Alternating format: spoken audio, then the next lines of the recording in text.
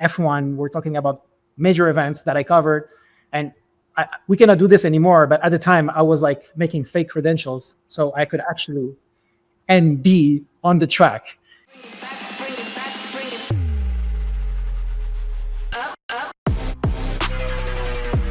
All right, guys, welcome back to the latest episode of Game Day Glare. I'm Lance. I'm with E. This is the podcast for sports videographers. And today we have a special guest.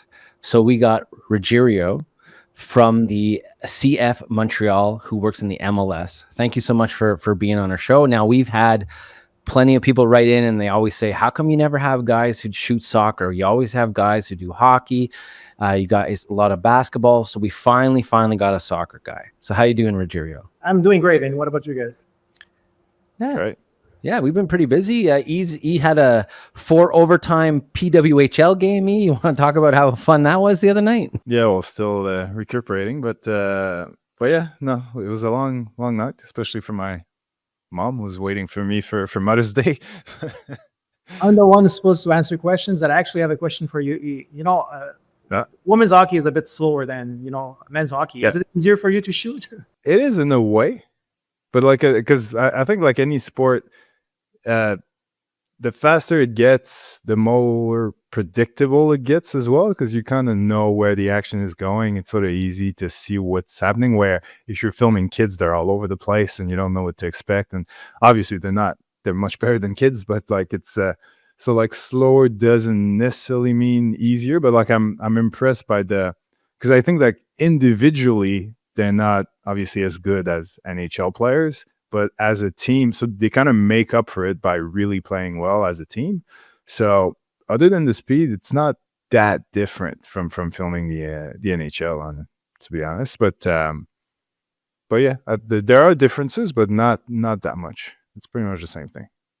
Yeah, it is a bit slower, but it's more that the NHL is so predictable, right? Like when a guy makes a pass, he's making that crisp pass. Where in the women's,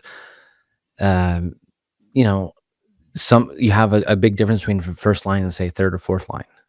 And that's where you really see the difference. If that fourth line gets caught out with the first line, well, that's a big jump.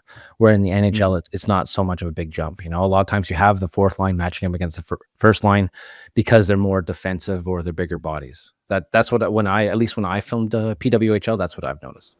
So now let's get back to you, Rogerio. Now we kind of had this mutual friend Jules who put me in touch with you. We kind of went back and forth on Facebook for a bit before we actually finally aligned to have the show. So I was going through your stuff. So you're a former team photographer for CF Montréal, and you work for the Alouettes. You have a background in photojournalism and cinema productions. So all these things that you've done, how did you finally say, that's it, I'm focusing on soccer and the MLS? Like, can you maybe walk us through your career path, how you got to where you are now? Well, I actually did my studies in film production at Concordia University. My dream was to become a filmmaker. But then, when you're in your 20s and you look at money, eventually how much you're going to make, well, you discover that being a filmmaker, you only start making money unless you're Zaki Dolan or something like that, in your 40s.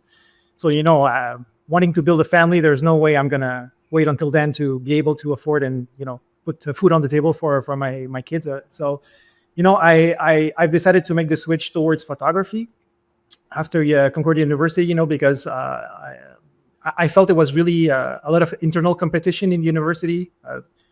I was coming from Cégep de Saint-Laurent, where, mostly we try to help each other to do and achieve better things. And when I went to Concordia University, I felt that the level of competition was a bit strong internally, to the point where we were actually trying to not helping our friends anymore and just trying to focus on what we could do to be better at cinematography and make the best movie possible. So I kind of found it like a bit difficult at the time. So I decided to leave the filmmaking world on the side, and I decided to leave a full-time job that I had at the Casino of Montreal. At the time, we were talking about 2000. Where at the time $20 an hour was a lot. So I didn't like the work that I was doing at the Casino of Montreal. A lot of respects and kudos to the people who are working there, but I didn't feel at my place. So I left everything for a 3-month contract to take pictures in the kids' school.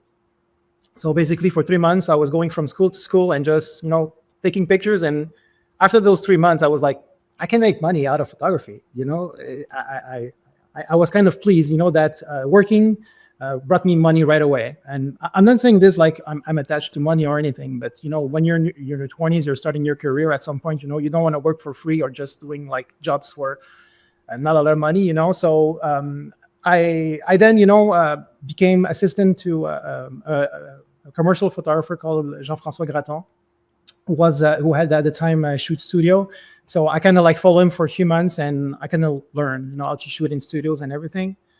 And basically, my dream was to become a press photographer. So I was like trying to do as much events as I could, because at the time I left the casino, I had no work. So basically, I fell in love with the profession of being a photojournalist. So basically, I built a little portfolio that I went to see Canadian press, and then I went to see Journal de Montréal and ask him like, guys, this is my work. Is there anything I can do to work as a freelance or anything?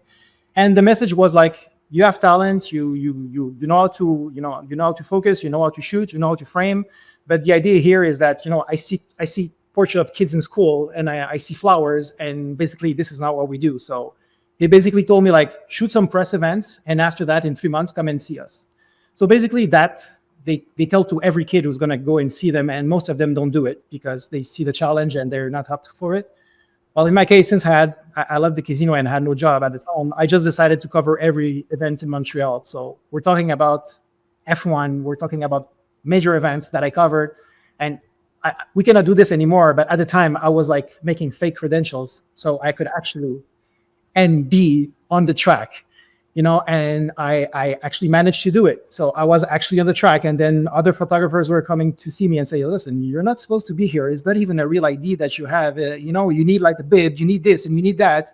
And basically, the pro photographers knows if you know the job or not, because they see all each other, and just the way you hack and the way you shoot, they kind of know if you've been doing this for years or if you're a newbie. So anyhow, after I was able to do all those events, I came back to the Journal de Montréal and I showed my work, and basically they were impressed with the progress I did in a few months. Then I decided to cover like CF Montreal. At the time, it was Montreal Impact games. It even was at the old Saint-Claude Robillard Stadium when I started taking pictures. And basically, at the time, I met another photographer. His name was André Tremblay, who was working at La Presse. But before that, was working at the Journal 24 Hours, 24 Heures Montréal. So basically, André came to me after one or two games that we shot together, and he goes like, listen, I got an offer to go to La Presse. I'm going to take the offer, but Journal 24 Heures is looking for a full-time photographer, and if you want, I can recommend you. So he did that, and basically, I showed my portfolio to the 24 Heures, and I was press photographer for the 24 Heures for about 4 years, doing maybe 8, 9, 10 assignments at the time for them, and this is how I learned to become, a press photographer. And basically after that, after taking pictures of press events, I kind of discovered that what I like to do most is shooting sports, because I love sports. I play hockey, like I said, 3-4 times a day. I try to maintain myself, healthy, looking at the players. I also try to have good habits. So, after working at the 24 Hours, that was from 2004 to 2008, I went to work for Journal de Montréal as a freelancer, doing jobs for them, covering events, doing a good job. I was happy there, but as you know, in 2009, the conflict of the Journal de Montréal, the lockout came up, and basically, after that, for 2 years and a half, we didn't have jobs. And basically, I was working full-time for the website that we created at the time called ruefrontenac.com. So basically, we were on lockout, not working, but we were covering their news and still making a website. And it was still popular and really worked well at the time. But we were a little bit too early, meaning that at the time, it was paper. People were not ready to make a switch for digital. And we were kind of like the first ones to impose a new way to consume the news by having like a website. So that the conflict lasted to like 2011, and basically in 2010, the Alouettes came to see me and asked me if I wanted to shoot for them. which I accepted. And basically, for 5 years, I was covering the Alouettes from 2010 to 2015. Were you working full time for the team or just? I was a freelance, but I had like a yearly contract, meaning that I was covering, like, in my contract I had like numbers, all the games. I had like special events, and basically we kind of dealt like a contract, like a custom contract of like assignments and games. And basically, let's say 5 more shootings from January to February or whatever. We kind of decide like a custom contract, which was in fact almost like a full-time salary. With that being said, so I was kind of happy, shooting sports, being on the field, being around the dressing room, being around players, seeing them perform, seeing them work, being on practices. And that was from 2010 to 2015. And then in 2013, one of the cheerleaders from the Alouettes was actually working at the CF Montréal as a graphic designer. Her name is Julie. And basically, Julie came to me at the beginning of the training camp in 2013, basically saying, listen, we kind of need like a photographer for our game days at the CF Montreal, Impact at the time. Would you like to try working for us for one game? Obviously, I'd say yes. I'm shooting sports, I love it. So I did one game, and basically they love my work, because when you're a press photographer, you kind of know where to take pictures, where to be, kind of like, seeing what's going to happen. And basically, if you can, it's all about anticipation, right? So if you can anticipate, well, basically, it's easier for you. So from 2000, I started with the Alouettes in 2013. At the same time, from 2009 to 2015, I was also a press photographer for Agence France Presse, AFP. So I was covering all the east of the Canada. So basically from Ottawa to the Maritimes, I was actually their photographer, and they had another photographer from Toronto to Vancouver. So I was covering like G8 Summit, G20 Summits, events, Formula Ones, all the major stuff that the press agency was covering. So obviously, in 2015, Didier Drogba came to the CF Montreal, and basically, at the time, mid 2015, there was an opening for a videographer at the club, and I kind of asked them if I could apply, and they said, obviously, yes, you can apply, but we need to test you. And like, guys, I'm with you for now 4 or 5 years, and you're asking me if I know how to shoot video. I mean, I come from the video world, the cinema. I did my major. Anyways, I kind of like jump on the occasion. I did one game, did an edit, and they loved it. And since then, I became a video producer now with them. So I manage the team internally. We're 4 videographers, and this is where I am right now. Jeez, it's quite the journey. Yeah, that's what I was gonna say. So I have a question. So what was the transition like from being a press photographer to then transition to finally being a videographer? Like, what skills from that press photographer did you bring with you to your videography career? Well, press photography is like, you kind of like are the eyes of the person that is not able to be there. So the idea is that you try to see things that people don't see. The press photography challenge was more to try to cover different angles, because we were like 5, 6, 7, 8 photographers at each event. So basically, nobody wants to do the same pictures as the guy next to you. So you always try to find some original content to do. But video is different. Cinema is different. It's not one picture; it's 24 pictures a second. So basically, you have to think a bit differently than just framing for a picture. And the idea is that when you're a press photographer, you shoot what you see. The events are happening in front of you. You're not chasing, the picture. You're there to film what's happening, take pictures of what's happening. So soccer is a bit the same when you're on the field. So basically, you're there. The action is coming towards you. You're not going towards the action. So I kind of feel it's a bit the same, but the challenge is the framing, obviously, because you don't want to frame large. As in photography, you want to get as close as possible, and after that, you can edit. But I kind of try to apply the same mentality when I was taking my pictures, which is when I'm shooting video, I'm trying to shoot a still photography, meaning in the composition of the image itself. So if I press stop at one moment in a video that I did, I try to make this as a nice still photo that I could frame, So this is my idea. So, it's a different challenge in the fact that you take 2,000 pictures a weekend that you're shooting soccer. and then you're shooting about an hour of content when you're shooting video. So you search for the best footage in your photography, and basically after you shoot 1,000 pictures, and basically you're gonna have maybe 40-50 pictures that you're gonna like, that you're gonna pick up. As in the video, you still have to go through all your footage, but you still have to make like a 3, 4, 5 minute piece video, which is completely different from just doing the photos. I used to love the process of editing the pictures, which is like basically you just sit around on your computer, you just put some music on, you take maybe a glass of drink, and you just edit, and you're there. But when you're shooting and editing video, your full mind has to be in it, because you have to feel it. If you don't feel it, well, people won't feel it. So then basically it's a bit useless what I'm doing. And this is why sometimes we have difficulty shooting stuff that is more corporate compared to stuff that is more emotional in a game. And do you think that your cinema background is also kind of helping you with what you do today? 100%. You have no choice. You have to go to Concord University and watch German movies, subtitles in English at 8 a.m. To understand, or like watching a Warner XR or XR video that lasts like 7 hours with a 3-hour plan in the desert. It's another world, but for sure it helped, because it helped just my mind. Before actually knowing photography and videography or even cinema, I was going to school with no purpose, meaning that yes, I need to have some grades, but I didn't find anything that was like appealing to me to go to the school and learn.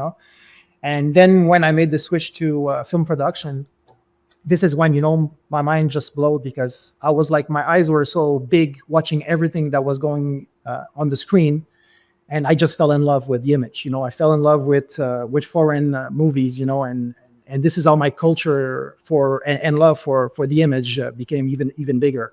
I had like a really, really good teacher at CF Montréal. His name was Henri-Paul Chevrier, which was like probably one of the references in school teaching. And his tactics were a bit different from any teacher that I ever know, which is basically you were left to yourself, and if you wanted answers, you have to go get them, and you have to search for them. And if you didn't say the right thing to the teacher, he was giving you shit in front of everybody, and he was making you feel ashamed. But there's people that will take that and just close the door, and they said, that's it, I don't want to go in this world. And basically I'm Portuguese, and my parents were really strict with me. And I kind of felt like this teacher was a bit the same, was really, really strict. And this is how, I was able to progress and grow and just love it, because I understand the passion that he had. And that passion was actually building inside me the more and more movies I was watching. And this is how I fell in love with the image. So speaking of growing, right? So you've had different creative roles with CF Montreal. How has your approach to content evolved throughout that time? Well, as my role has changed before, we just used to receive like, a request to, listen, we have this video we want to do with the STM. Could you please, go there and shoot this? This is what we have established for you. These are the shots that we need. And basically, I didn't have a word to say in the content I was shooting, and I was more there to shoot where they were asking me. As if, right now, today, it's a bit different in the fact that, I'm implicated in the decisions of like, okay, you guys want to do this? What's the goal of this video? Who are we aiming? What we want to do? What is the creative process? What is the ideas that you guys have to do it? And then, we just chip in, and we just manage a way to, respect the requirements from the customer, the client, but at the same time being able to do it in a creative way that we are stimulated to do it, and not just like we're just trying to fill an order and that's it. So I'm way more implicated in the creative process with the whole team that we have here, and also with the external partners, and this is how we make things work. So speaking of the team, like what does it look like at the CF Montreal in terms of like video production? What size team? Who does what? Like how many cameras do you have like during a game, and what type of videos are you guys producing? So it's important for me so you guys understand that for me, CF Montreal and Back Montreal is the same thing. The official name of the club is CF Montreal, but I still call it Impact because it's the nickname of the club, and that's perfectly fine like that. I think it's important to know that we still have the same roots and the same desire and passion that we had in the early years as we have in today, and the love that I have for this club is so big that, it goes beyond just the spectrum of work and everything that goes around it. Above everything all, I'm a fan of the club. I breathe for this crest. I breathe for this team. It's for me, it's really important that to state that, that for me, the past and the future and the present is all the same. We're all a big group, and we try just to do the best things that we could. So things have changed. When I was here, I did like 2 journeys. My first journey was as a press photographer from 2013 2015. Then I became a videographer from 2015 to 2020. And I came back working for the team in 2024. At the time, things were a bit different. The team was not as big as it is right now. So at the time, I was basically myself at full time, and maybe a guy that was working part time, Giordano. We also had Nicholas at the time. So basically, we were like 1.5. We're not covering the external games. We're mainly focusing on what was going on inside our stadium. Then the COVID hit. I wasn't there for the COVID. I actually left exactly just at the beginning of the COVID, and things changed a lot in all the leagues. They had to adjust themselves, and they had to work as a group, closed group. So if the team was in Florida, well, basically the videographer was supposed to be there with the team the whole time. That changed. So they had to add more personnel, because we still need people in Montreal, but at the same time, you cannot take somebody that is with the team and risk to take him out of the team of the closed group. He could get an infection or something like that. And how it was in 2020, 2021. So basically, the MLS has to take some changes, request some changes because of that. So most of the teams grow their staff. So basically, they become 2 persons, 3 persons, and now today we're like 4 videographers working all together. There's 3 videographers and 1 video producer. So we mostly have Sony stuff. We use small FX3s that we love, FX6. We also have a red Komodo that we use for bigger shoots, because it's quite a bulky camera, and it's not easy to bring that in an airport or just do some quick shots. But for me, it's just a tool. I could also use an iPhone, and if you know how to shoot with an iPhone, for me, it's also good. Not to do a long series, but maybe some little shots inside a plane. I'm not gonna get out the big camera. I'm gonna probably use just the iPhone and just do the right balance of colors, the right quality, to make it work. Now that you kind of gave us an overview of CF Montreal, so you shot football, you shot soccer professionally. What's the difference of shooting both those sports? Well, the tactics are different. Basically, football,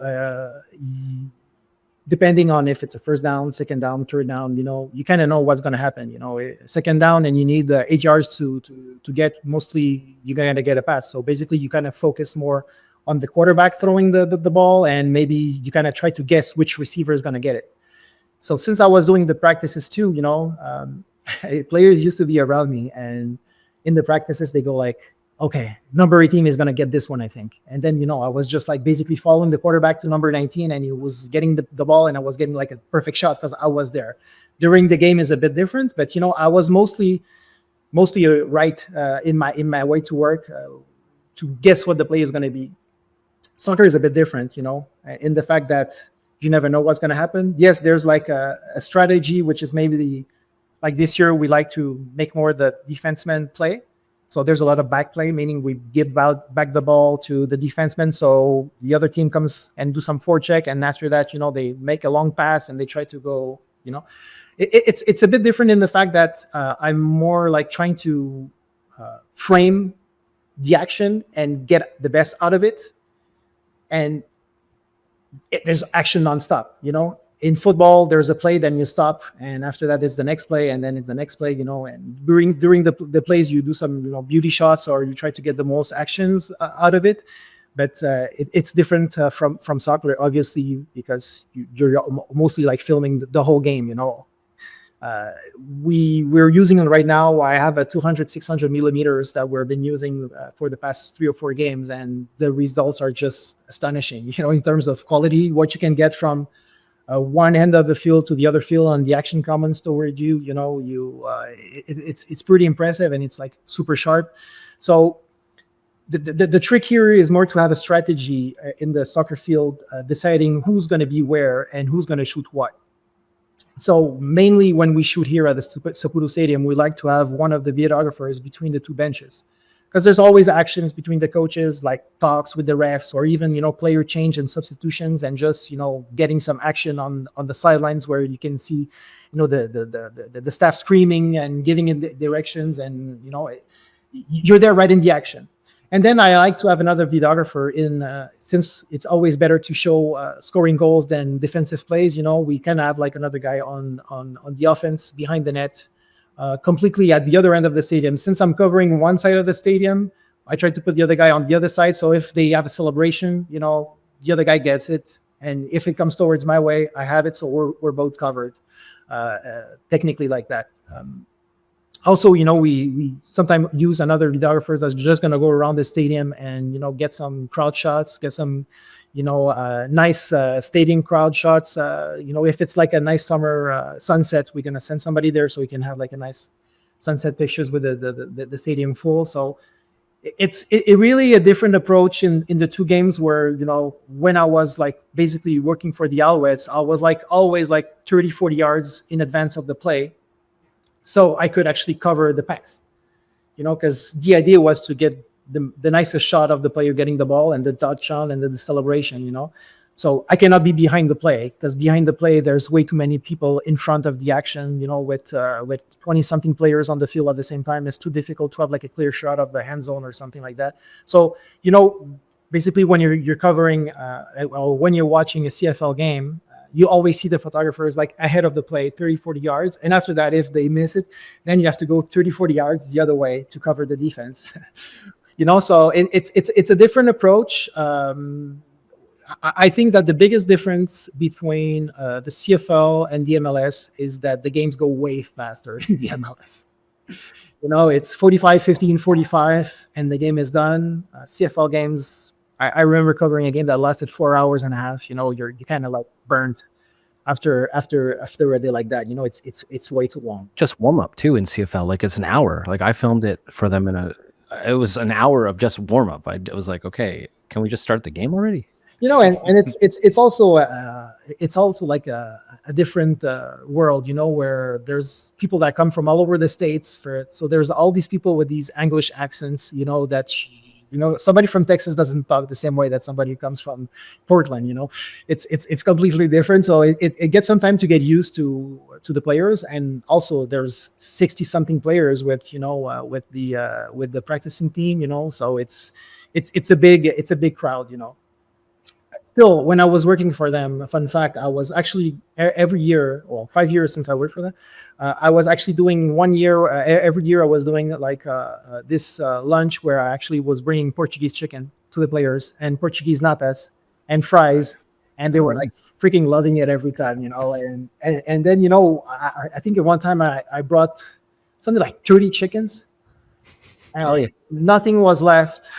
Nothing was left after that. Not even for me, So, but this is how you build relationship with the players, and you can ask them little favors, or you need something from them because you have a promotion coming up. It's easier for me to speak with them when you have this relationship, and where you talk with them all the time, and you just feel like you're part of the team.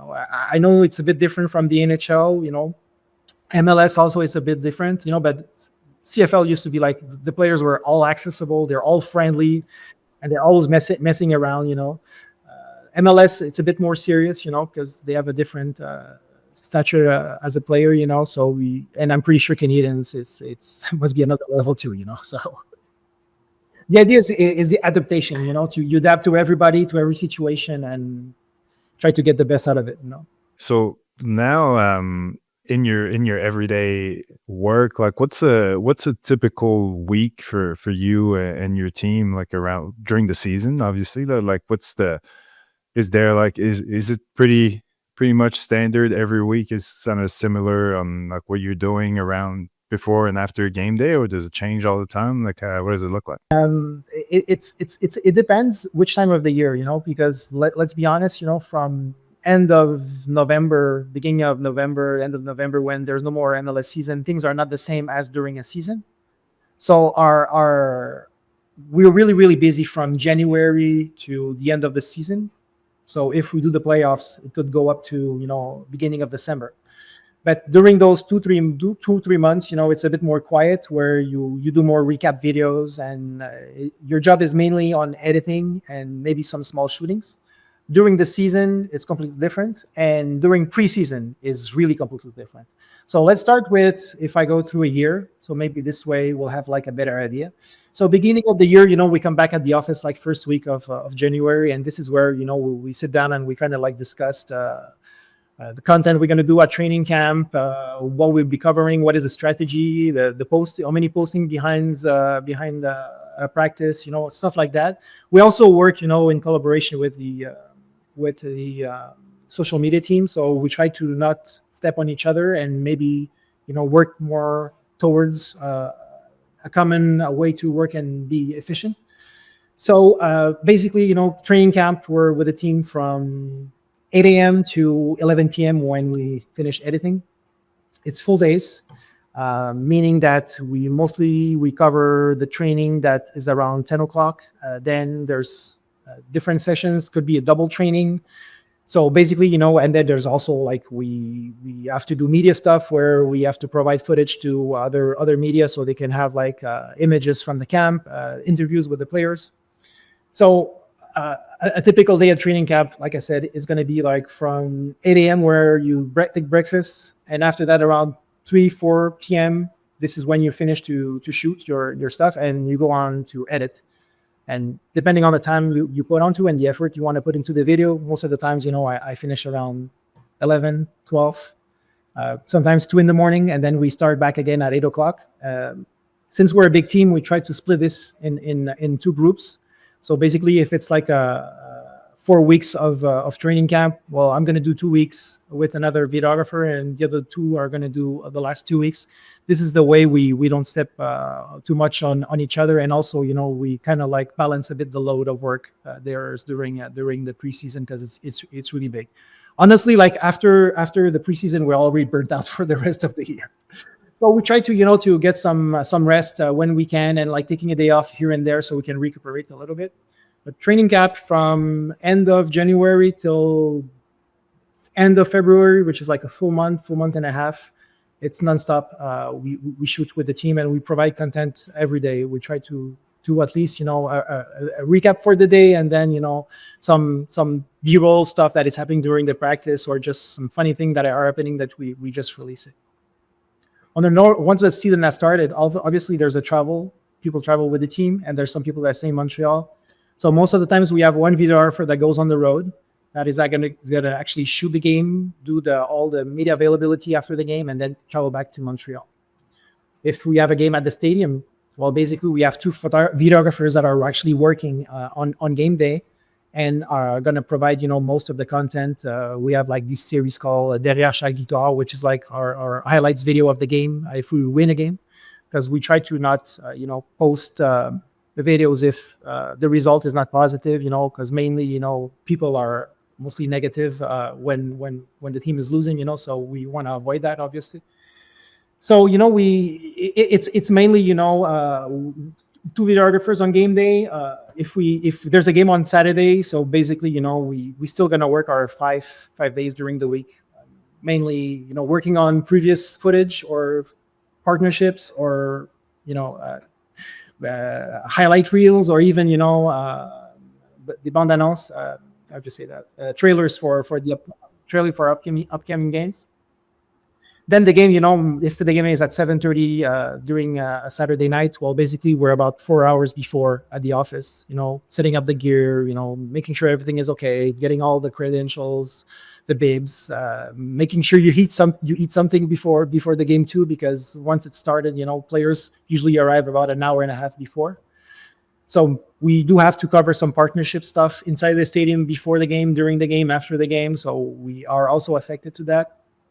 And basically, once the team arrives 1 hour and a half before the game, this is when we mainly start focusing on the team itself.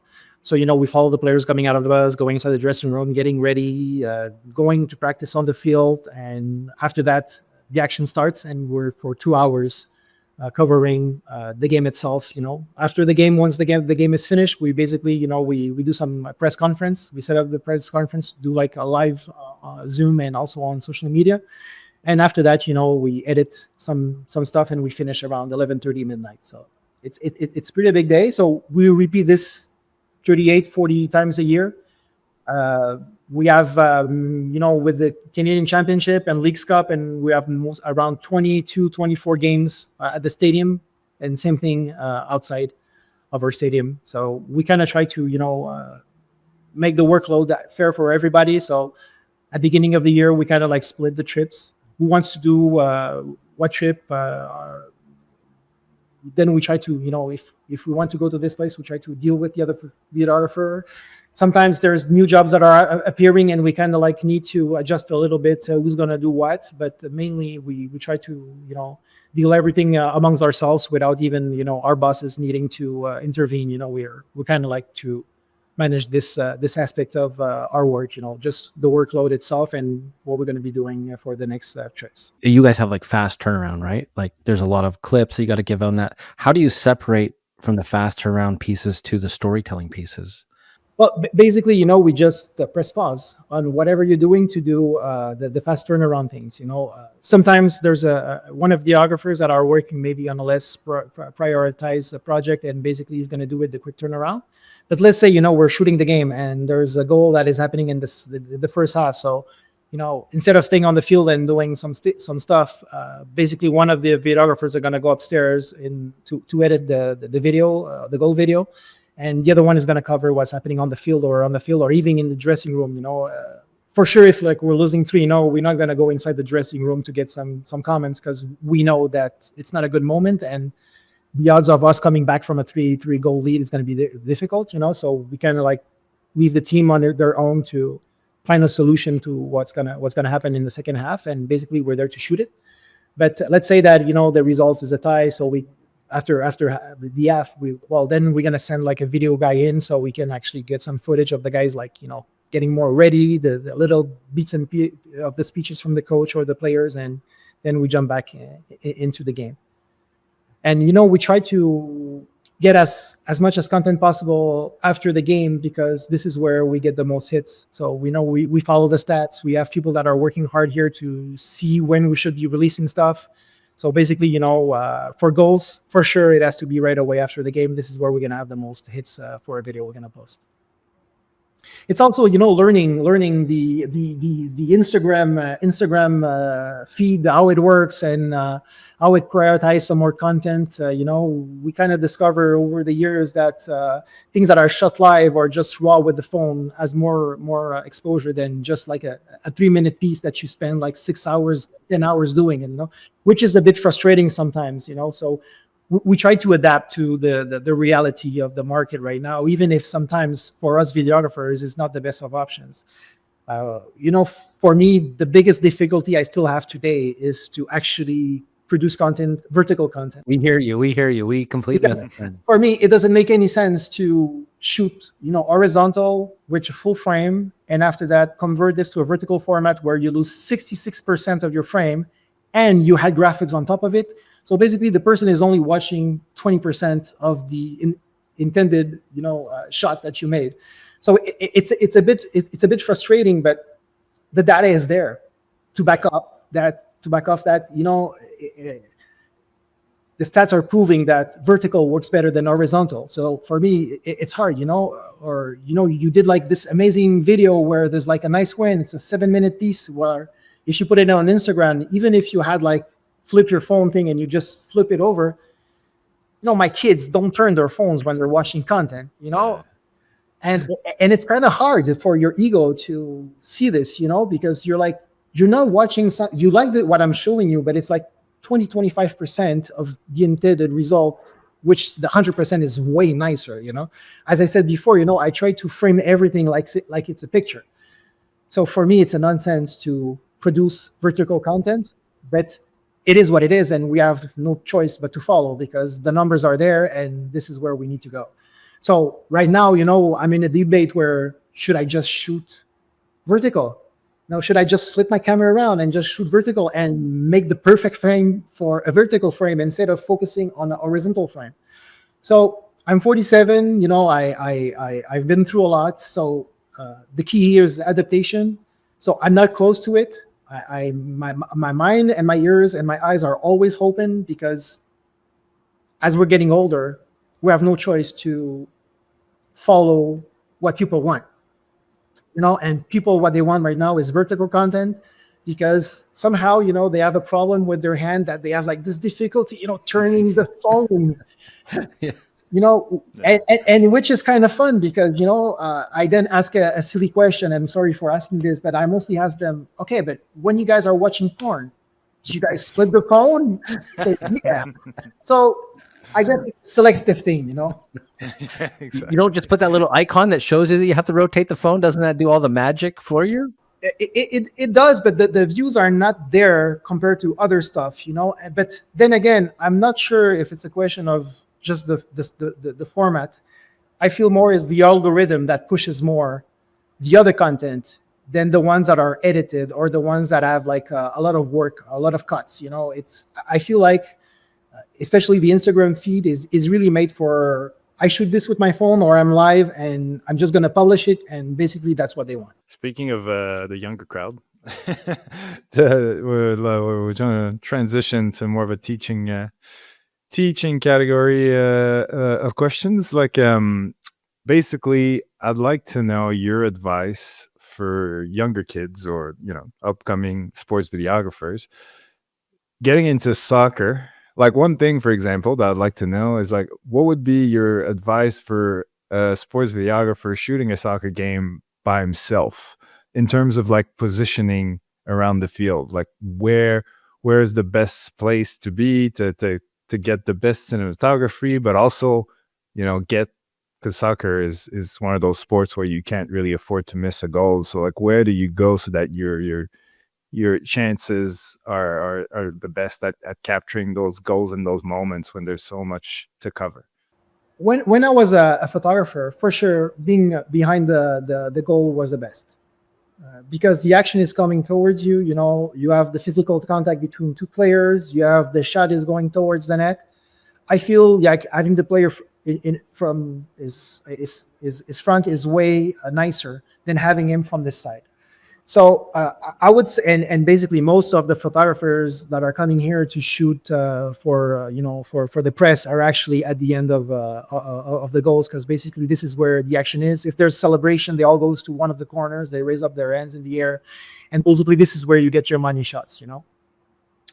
As a videographer, I like to be between the two benches because this is where the action is. This is where you hear the coaches, you hear the strategy, you see the changes, you see them yelling, you see the screaming. They always come back to the coach, talking to them, sometimes for advice or just for indication. So being there is always is always fun. The problem with that is that if there's a goal, it's 50 yards away and there's a lot of people in front of you, so basically you don't have that clear shot for that goal.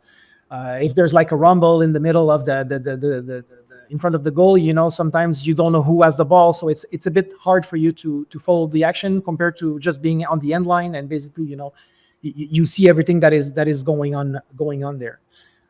Since we have two videographers, we have both angles covered.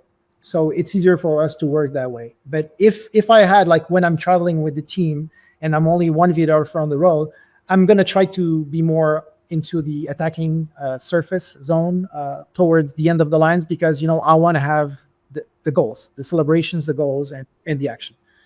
But I still feel like as a photographer, if you want to make nicer pictures, obviously it's towards the goal line because it's nicer. From the sides, you'll get some more like physical action, the player like turning around, spinning with the ball, another player trying to grab him. So it does make nice pictures.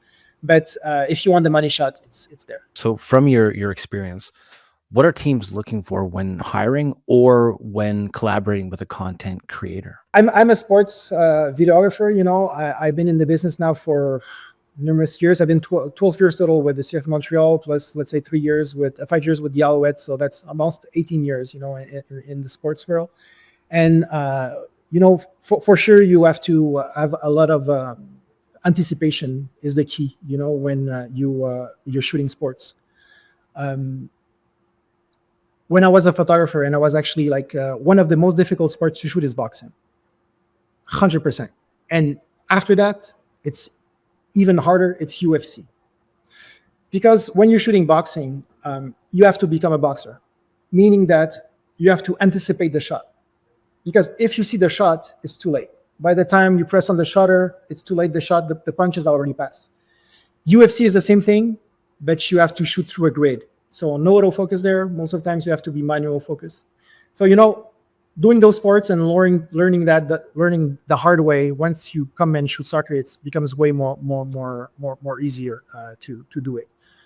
I'm not sure if I'm not sure if I'm answering your question. Maybe I just went away in another direction. If you want to repeat it, you go ahead. No, you're still going. I was just saying, like, what are you looking for yourself when you're either hiring to add to your team, or if you're working with a collaboration project like a freelancer content creator? This is why I was referring to the fact that I was a sports videographer, but in our role, we also have the part that there's a lot of corporate stuff that we need to shoot and partnerships.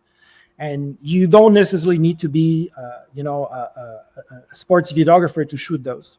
So basically, when we try to hire someone, that can actually do both, which is basically asking a photographer, can you do studio and can you do on-site shooting? Because it's two different things. A photographer might not be comfortable outside of his studio because he's used to control the light, control the background, control the subject.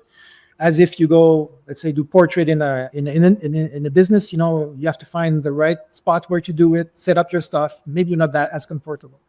Well, shooting for sports here, it's the same thing. We need somebody that knows how to anticipate, somebody who knows the sport, somebody who knows where the action is gonna go. You have to, when I'm shooting soccer, and I'm following a player, I most of the times I know where the ball is going to go because I know the strategy behind our team. The way they play. Most of the times, if I can actually, take the ball, lift my head up, and just follow the action with my camera, and still be tight enough to have like a really nice frame. So if I ask somebody who comes to me and say, "Listen, I want to work for the CF Montreal. What can I do?" I would first ask him to just go out there and just do any sports, and then come back with a reel and show me what he can do. Because if you're able to do something amazing in difficult conditions in the field next to you, which there's no public, there's no ads, it's only grass. So basically you can only focus on one thing, is in the action. If the person can go get that, then basically you can come here and do the same thing in a more controlled environment. The only difference is that the speed of the game is way different. So you'll have to adjust yourself to the speed of the game. Even for us, sometimes if I don't, let's say there's 2 weeks with no games, it always takes me like 5-10 minutes to get back in the game because it just goes so fast. Also, it's hard for us, but it's even harder for somebody who has never done that before. So most of the times they're just going to try to chase the ball, and they're not going to have like any good action because they don't understand how the game is played. Yeah, so they end up being like a step behind. You need to know, you have no choice because it becomes really hard for you to. I could say I'm just going to focus the ball. It doesn't mean that it's going to have a nice play just following the ball. Sometimes there's action that is happening that players don't even have the ball and makes a nice and an amazing shot. So we kind of like to shoot also in slow motion. So we kind of like see all the details, and people don't realize how physical soccer is until you start watching the game closely. By having slow motion or just tight shots, because I feel like soccer has like this bad reputation because most of the times, they just make like this frame where you can almost see the whole field when they're playing. It's not appealing. But if you do some close-ups, then you're gonna see like there's some pushing, there's some like punching, there's some like action. So For somebody to come from the external to come inside here and start working for a sports team, they kind of know how to shoot sports, and this is the most important thing. After that, if you're able to do corporate stuff, it's a plus for us, obviously. And also for like a new person joining the team, would you guys prioritize someone who can just sort of come into your brand and adapt to what you're already doing? Or would you go more in the direction of hiring someone that comes with their own style, their own sort of, editing style and storytelling style, so that they bring something different to the table that the team doesn't already have? Like what's the most, what makes more sense? I mean, having somebody who does things different, it's a plus, obviously, because the thing that you don't want is just keep on repeating our videos, and people would just get fed up and maybe just gonna watch something else. But having somebody who actually knows how we work internally is also like a big plus. I mean, I'm pretty sure at the Canadians, there's some ways that you have to do things, and when you first arrive, you're like, why do you have to do it like that? It seems to be illogical to me. But once you understand why it's like that, then you understand why you have to do it. And this is like maybe the biggest asset that I have, is that the longer you are with the team, the longer you understand how things work. So it makes your job easier, because I'm not going to try to do that if I know that I won't be able to publish it after that. So might as well, try to do it the right way at the beginning, and after that, it's going to be easier. I remember when I started as a videographer, for a video, I could go up to a V9, a V10, a V12, and with the years, I just did a V2 and it's fine, because I understood how things are working, and internally what they want. And maybe it's experience too, with the years, you kind of like stop worrying, but asking more questions, more precise questions. So you actually know what the expectations are. So once you know the expectations and the limits you have to play with those rules, it's easier for you to then deliver something that is up to the standards of the team or of the partner. So basically, if we want somebody, we need somebody that is efficient. Somebody who's not. No, we don't want to babysit anybody. I think that any company doesn't want that. I don't mind taking the time to explain to you how to do things. If you have questions, I will answer them. If you need help, I will help you. But I don't want to keep on repeating the same things and see somebody making the same questions or same mistakes again, because the idea of hiring you is to make our life easier and not to make my life complicated. So, and I'm not saying this in a bad way. It's just that, when I'm like one day off in 3 weeks because I've been traveling with the team, I don't want to redo somebody else's job. No, that's what I used to do at Lent. Also, it's also, you need to have somebody who can work quick and in the right way, because time is money, and most of the people, when somebody's actually shooting a project, we kind of like prefer the person to edit it, because he already knows what he have shot. He already has an idea because let's be honest, guys, if you shoot something that you're not going to edit, there's some things that you don't care, right? You're like, oh, worst case, it's not me. He's going to do it, but I kind of like to, work as professional as I can, that if somebody has to take my project, you will be able to find the right shots, shot the right way, lit the right way, frame the right way. So it's important for me, I think you made a good point there. The longer you work with a team, because you know who's approving the videos, so you know what they're looking for. You know what is expected. So the longer you are there, it does cut down that the expectation of what the final outcome of that video is supposed to be. So yeah, you do have less revisions, 100%. And that's the hardest part when you first start with a pro team, is finding out that milieu of what's getting accepted and what isn't, because sometimes you have an idea that just isn't what they want. But once you figure out what the person who approves or what the team's brand is, that definitely makes your edits a lot smoother and your work a lot easier. The key is to control what you can control. Exactly. You've answered almost everything that we've asked, and you gave us a pretty thorough rundown of your work, your experience in that. Now, before we wrap up, could we just do like a couple quick fire questions with you? Sure. So my first one is, favorite camera you've ever used? Listen, to be honest with you, I love the FX3, and I cannot wait for a release of another update of that camera. I know it's soon. We have budget for that. We're waiting for it. I just love the fact that it's compact, fast, quick to load. discreet, if you go on a public place. So yeah, FX3. They just came out with a new one last week, the FX3A. They updated the screen. That was it.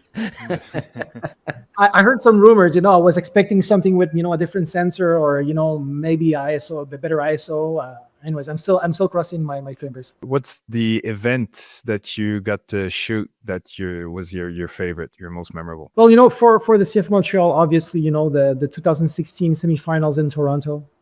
It was just crazy.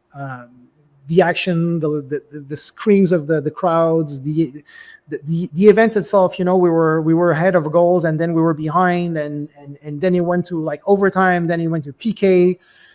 We were using at the time FS7 cameras, and basically it was raining, so the humidity broke the cameras. We actually end up shooting the game with an iPhone. That's cool. So yeah, I remember that for and we still make an amazing video. So yeah, 2016. Last one for you. Dream team or player that you would love to shoot one day?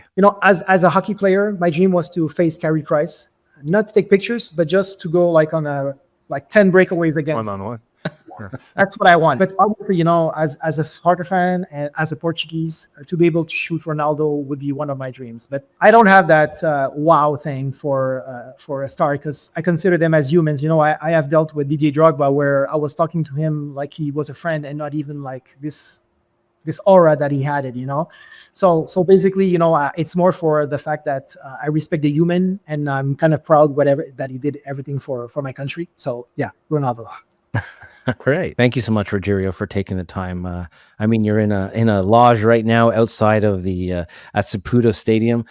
We really appreciate you being on the show. Thank you for answering all those soccer questions, because we have been asked a lot of soccer questions, and Ian and I have no answers when it comes to soccer. So thank you for teaching us a little bit. But we'll definitely have to have you on again to give us some more insight on CF Montreal. So thank you, guys. It was a pleasure. Thank you so much. And that is it for this episode of Game Day Glare.